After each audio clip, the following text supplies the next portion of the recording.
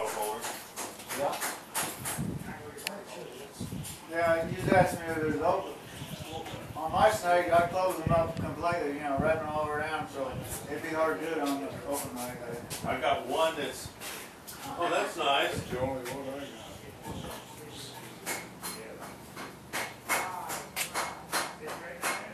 Takes down.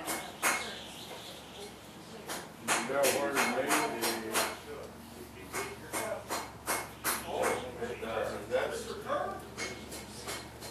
Is that for Dodge? Huh? Is that for Dodge? No. Dodge. Oh, Dodge. Dodge. Yeah, I get that one. There probably would have been, or probably is, yes. But you know, it's not new enough to be a new Dodge. No. No, I mean, it's Not the Ram. no, but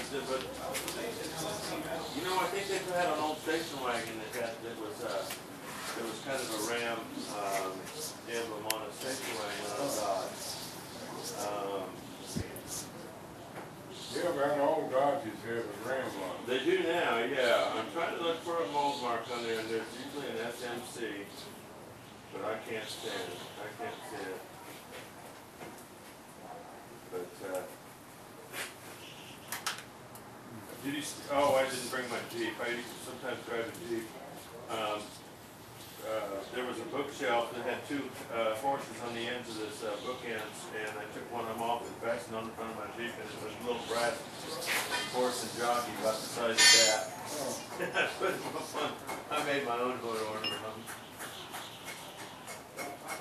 You know, a lot of people, these still hood ornaments on them. Yeah. See us inside, right? When we picked up that Mercedes out in Scottsdale, me and Eddie went to TriStar Feed. It was nothing but Mercedes junkyard in Mesa, Arizona. They had these outdoor machinery racks, and they had all these old cars just stacked up on these racks, and they're like 49 feet off the ground. They pick one up for you when you need a park. Yeah. I need a door off that 39. I don't know where I got that. I've had it. But we had to buy a hood ornament because it was blowed out. The one on that wagon was blowed out. We couldn't drive it home without a hood ornament. Okay, Jim, I'm going to upset this end and draw and get some gathered up here. Yep. Now that's a blower. Got a nice feel to it.